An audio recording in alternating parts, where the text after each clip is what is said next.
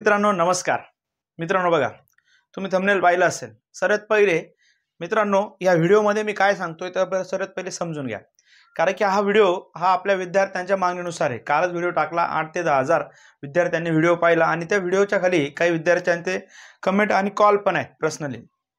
काही विद्यार्थ्यांचे कॉल पण उचलले जात नाही, म्हणून कोणीही राग मानू नये. काही कामं असल्यामुळे तुमचे कॉल उचलले जात नाही, रिसीव्ह केले जात नाही. खूपच काही अर्जंट असेल तर व्हॉट्सअपला मेसेज करा. तर प्रिय मित्रांनो, कारण की विद्यार्थ्यांचा जेव्हा मी काल पण गेलो, आज पण गेलो, जे जिल्हा न्यायालयाच्या बाहेर विद्यार्थ्यांशी बोललो. आता विद्यार्थ्यांचा सर्वात पहिले खूप काही प्रश्न असे आहेत की ते विद्यार्थी संभ्रमात आहेत. मग काहींना 28-30 पैकी 28 मार्क पाडून पण तो संभ्रमात आहे आणि त्यातनं त्यात तो 22 मार्काला कट ऑफ आहे. 22 मार्कवाला बी संभ्रमात आहे. नक्की आम्ही पास होऊ का? पुढची प्रोसिजर, कारण की या ज्या तुम्ही 30 मार्काचे इव्हेंट कंप्लीट करून बसलेत, आता तुमच्याकडे मेन इव्हेंट आहे ती ही शारीरिक चाचणी आणि तुमचा इंटरव्ह्यू. या दोन इव्हेंटमध्ये मेन आहे. कारण की मी विद्यार्थ्यांशी बोलणं झालं, सर एक विद्यार्थी म्हणतो, सर माझे 22च मार्क, मी शेवटच्या कटापावरून नाही शक्य बसणार. कारण की काय असतं, विचार सर आहेत पहिले. आता या व्हिडिओमधून तुम्हाला भरपूर डाऊट क्लिअर होऊन जाणार आहेत. म्हणून जेव्हा पण विद्यार्थी जर व्यवस्थित माहिती समजून घे दादा, किंवा इथं कुठे तुला आधीच सांगत नाही की व्हिडिओ चालू घ्यायच्या पहिले लाईक करून घे, पहिले सबस्क्राईब करून घे, मग व्हिडिओ बघ. बिलकुल नाही, पहिले माहिती बघ दादा, काय देतोय मी. सर्वात पहिले लक्ष द्या. अंदाजित कटाप कशा पद्धतीने म्हणे जेणेकरून आता तू जाणार आहे पुढे जे पुढच्या 2 इव्हेंटला. कारण तिथं बरेच जण मी पहिले जाण्याच्या आधीच डिमोटिवेट पाहिलेले आहेत. मी स्वतः पाहिले तिथे डिमोटिवेट, म्हणजे तो आता टेस्टला जातोय त्याच्या आधी डिमोटिवेट आहे. कारण काय आहे त्याचं कारण मी तुम्हाला आता समजून सांगतो, किंवा तुमच्या मनात बी तेच प्रश्न चालू आहेत, हे बी 100% मान्य आहे मला. आता बघा, आता जिल्हा न्यायालय अंदाजित कट ऑफ शारीरिक लेखी मार्क शारीरिक चाचणी, कारण ही इव्हेंट झालेली आहे. तर आता ही इव्हेंट बाकी आहे आणि त्याच्यानंतर फायनल कट ऑफ लागणार आहे. मग चला, तुम्ही सर्वात पहिले बघा मित्रांनो, आता याच्या जे तुमचे डाऊट आहे ते मी आता क्लिअर करतो. सर्वात पहिले जो पण कोणी असे पहिले व्हिडिओ माहिती क्लिअर बघ दादा. ही लेखी मार्क आहेत ना दादा, हे 30 मार्काची इव्हेंट होती. ही शारीरिक चाचणी 10 मार्काची इव्हेंट आहे आणि इंटरव्ह्यू 10 मार्काचा इव्हेंट आहे. एकूण आपल्याला 50 मार्काची चाचणी आहे. ही तुम्हाला सर्वांना माहिती आहे. तुम्ही हा टप्पा पार करून आलेले. मध्ये ह्या टप्प्यामध्ये जर तुम्ही काही ठिकाणी 22, काही ठिकाणी 23-24 मार्काचा, मी एक 22 मार्क पकडतो. कट ऑफ लागलाय 22 मार्काचा, एक आपण गृहीत पकडतो. मग आता हे 22 मार्क लागलेले आहेत. आता पुढच्या ह्या 2 इव्हेंट बाकी आहेत. मग आता काय होतंय, या 22 मार्क, या पुढच्या 10 मार्क जे आहेत ते कोणालाच माहिती नाही का ते कशा पद्धतीने मार्क देत आहेत.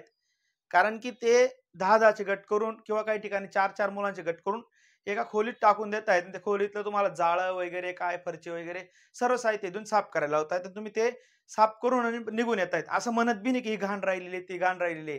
हे तुमच्यावर फक्त लक्ष आणि तुमचे ते मार्क काउंट होत आहेत. कोणाला किती मार्क भेटत आहेत काय कोणी सांगू शकत नाही. आता ती एक इव्हेंट तुम्ही जातायत, हा ठीक आहे, कोणाला या 10 पैकी कोणाला 7 मार्क दिले, कोणाला 8 मार्क दिले, मी 7 पकडतो, ठीक आहे, चांगला साफ आहे. मग त्याच्यानंतर इंटरव्ह्यू. आता इंटरव्ह्यू असा प्रकार आहे भाऊ, इंटरव्ह्यू मध्ये काय विचारलं जाईल ते सांगता येणार नाही. कारण की इंटरव्ह्यू तुम्ही कितीही प्रॅक्टिस करून गेले, कितीही प्रॅक्टिस केली, प्रॅक्टिस तर करून जावंच लागणार आहे. शेवटी तिथं लकचाही भाग आहे. कारण तुम्हाला कुठले प्रश्न विचारले जाणार आहेत. यदा कदाचित मागच्या वेळेस फक्त पर्सनल माहिती देऊनच काही इंटरव्ह्यू संपलेले आहेत आणि काहींना खूप डीपमध्ये नॉलेज विचारलं गेलेलं आहे. की डीपमध्ये नॉलेज म्हणजे खूपच काही पूर्ण पर्सनल माहिती किंवा जनरल नॉलेजचे काही प्रश्न विचारून असे सर्व करून मग इंटरव्ह्यू. काहींचा इंटरव्ह्यू 3-3, 4-4 मिनिटात इंटरव्ह्यू खतम झालेला आहे, काहींचा 10-10 मिनिटं इंटरव्ह्यू चाललेला आहे. हो, असे पण इंटरव्ह्यू मागच्या भरतीत झालेले आहेत. आता ते इंटरव्ह्यूचं तुम्ही कोणी काही कन्फर्म सांगू शकत नाही. मग तो इंटरव्ह्यू कसा जातो, तुम्ही कसे बोलतात, तुमचा परफॉर्मन्स कसा असतो, ते हे त्याच्यावरती खूप डिपेंड करतंय. आता समजा, आता हे मी तर इंटरव्ह्यूला तुम्हाला पण 7 मार्क दिले, बरोबर. आता आपल्याकडे टोटल इकडे बघा, हे 22 आणि हे 7. आता 22 आणि 7 किती होतात? 22 आणि 7 होतात 29. 29 आणि 7 किती होतात? 36.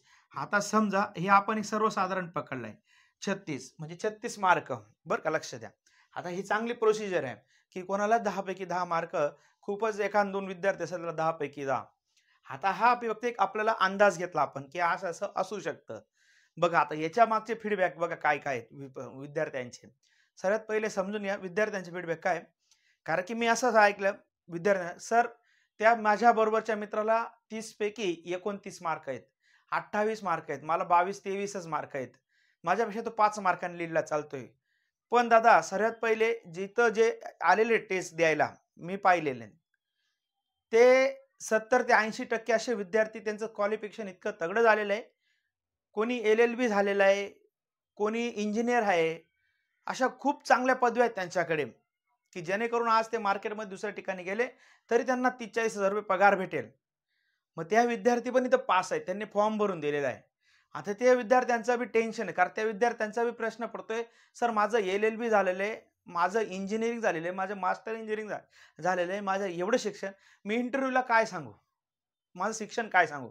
मग मी जे शिक्षण सांगितलं तर मला विचारतील, प्रश्नच करतील, की तू एवढं शिक्षण झालं दादा, हे कोर्टाचं काम तुला, हे शिपायाचं काम करशील का. मग त्याला असं वाटतंय मी शिक्षण काय सांगू बा तिथे गेल्यावर. असं काय लपत नाही, तुमचं जे शिक्षण आहे तुम्हाला ते सांगावंच लागणार आहे आणि ते काही लपणार नाही, कारण ते जे लोक आहेत. आणि सर्वात पहिले मग ह्याच्याने काय होतंय, ज्याचं जास्त शिक्षण आहे ना, तर तो दादा इथे टेस्ट देताना पण गडबड करतोय. हो, गडबड करतोय आणि त्यातनं त्यात जो 22-23 मार्कावर आहे का, त्याचा कॉन्फिडन्स आहे ना कमी आहे. तो तिथे गेल्यावर तो पण गडबड करतोय, कारण त्याच्या मनात पहिलेच भीती आहे, मला घेतील का नाही घेतील. माझ्याकडे लीड नाहीये, माझ्याकडे कट ऑफ तर फक्त फायनलला शेवटच्या ह्याला बसलेलो आहे, मला घेतील का नाही घेतील. तर दादा सर्वात पहिले लक्ष दे, हा इथे शेवटचा जो विद्यार्थी असेल ना, तो पण पास असेल शेवटचा एकदम. आणि इथं पहिला विद्यार्थी जो टॉपचा असेल तो पण नसेल, किंवा मधला किंवा पहिला, असं असं कोणीच सांगू शकत नाही जिल्हा न्यायालयाच्या भरतीमध्ये. कारण की ह्या दोन ज्या दोन गोष्टी ज्या मेन आहेत, त्या कोणत्या आहेत, ती शारीरिक चाचणी आणि इंटरव्ह्यू. कारण की तुमचं ही इव्हेंट लेखी मार्काचं ही दुसरी कंपनीकडे होतं, हे पूर्ण कोर्टाच्या हातात आहे. मग कोर्टाच्या हातात आहे, त्यामध्ये मग कोर्टाच्या हातात आहे, कारण की जे लोक आहेत त्यांचा अभ्यास खूप आहे. अहो त्यांच्याकडे तुम्हाला बघितल्यावरतीच तुमचं डायरेक्ट चेहरा बघितल्यावरतीच त्यांना त्यांना तुमच्याबद्दल 70% नॉलेज भेटून जातं. यस, फेस रीडिंग म्हणतात त्याला. कारण की अनुभव आहे, कायम ते लोक बघतात, कोण लोक कसं आहे, काय आहे, तुमच्या चेहऱ्यावरती तुम्ही काम करणारे आहेत का नाही लगेच त्यांना कळून जातं. आता हे 7 पैकी ते 4 लोक जे उडवतील ना, ते 3 लोक घेतील ना, हा त्यांचा ते कामावरती डिपेंड राहील, काम कसं करतोय त्यांचं तिथं राहणीमान. कारण की बरेच विद्यार्थ्यांना ही टेस्ट द्यायला गेले, त्यांना नीट माहिती सुद्धा नव्हतं, की या टेस्टसाठी आपण कोणते कपडे घालावे, कोणते काय करावे, आपण कशा पद्धतीने. काहींनी कधी झाडू पण उचललेला नव्हता, कारण की काही बरेच असे विद्यार्थी आहेत, त्यांनी कधीच काम केलं नाही आणि ते लगेच तिथे जज साहेबाच्या समोर डिटेल क्लिअर होऊन जातं, की त्यांना लगेच कळून जातं हा विद्यार्थी कामाचा आहे की नाही कामाचा आहे, हे त्यांना लगेच क्लिअर होतं. म्हणून तुम्ही जे 22-23 मार्कावाले निगेटिव्ह विचार करू नका, तुम्ही ही सिलेक्शन घेणार. फक्त आहे की तुमचा कॉन्फिडन्स लेवल कमी झाली पाहिजे.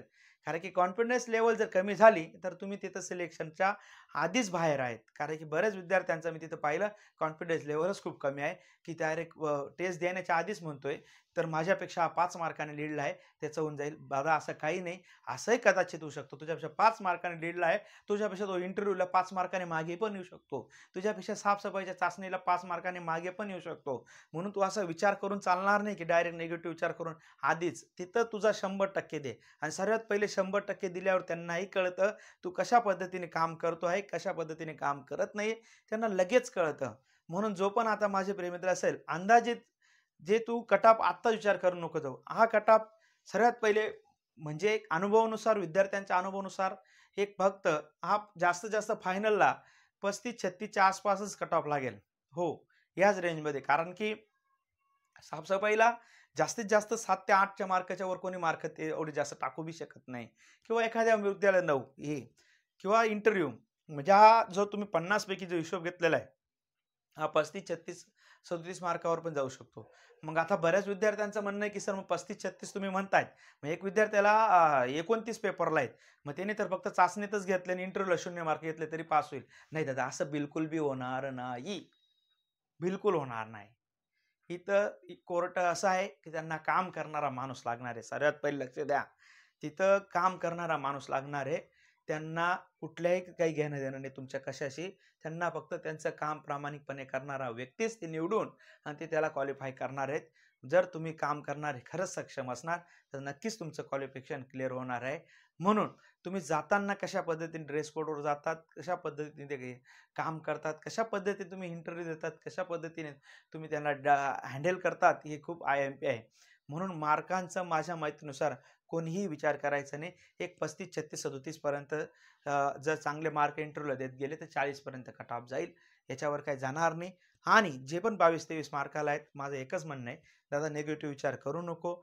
एकदम बेस्टपैकी दे. कारण की बऱ्याच जणांचं शिक्षण खूप हाय लेव्हलचं झालेलं आहे आणि त्या पोस्टसाठी त्यांना पण असे विद्यार्थी आहेत की ते काही येत पण नाही आहेत, की काय त्या कोर्टाचं साफसफाई करावं. माझं एवढं शिक्षण झालंय तर मला की त्याला स्वतःला कधी-कधी गिल्टी फील होतंय. म्हणून काही असे पण विद्यार्थ्यांच्याकडे अनुभव पण ऑलरेडी आहे साफसफाईचा. कुठे कोणी काम करतंय, कुठे कोणी कंपनीत काम करतंय, कोणी कोर्टात काही असे प्रायव्हेट पण काम करतायत. असे पण त्यांच्याकडे अनुभव आहेत. तसे त्या पण विद्यार्थ्यांना चांगला बेनिफिट होणार आहे. म्हणून किंवा जो 29-28 आहे, जर त्यांनी जर व्यवस्थित जर परफॉर्मन्स दिला, तो पण क्वालिफाय होणार आहे. फक्त सर्वात पहिले परफॉर्मन्स व्यवस्थित पाहिजे, प्रामाणिकपणा व्यवस्थित पाहिजे आणि सर्वात पहिले एक आहे, की तुम्ही उभं राहताच समोर, ज्याच्या उभं राहताच समोर तुमची 70% कुंडली त्यांना लगेच कळून जात असते.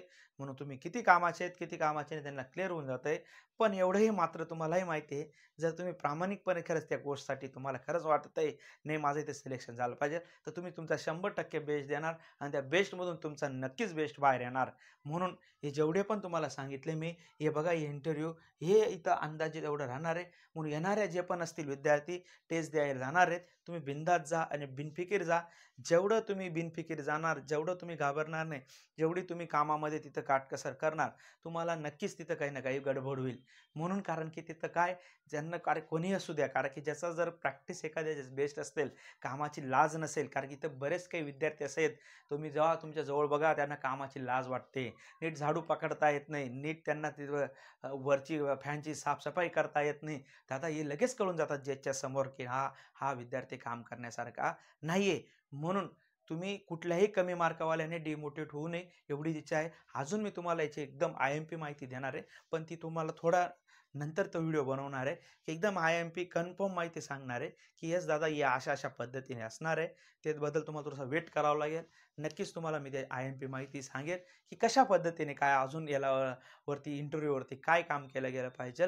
तुम्ही भरपूर व्हिडिओ पण बघतायत. अजून मी बेस्टपैकी इंटरव्ह्यूची माहिती देऊन टाकेल, की कशा-कशा पद्धतीने काय केलं गेलं पाहिजे, की तुमचे प्लस पॉईंट होणार आहेत.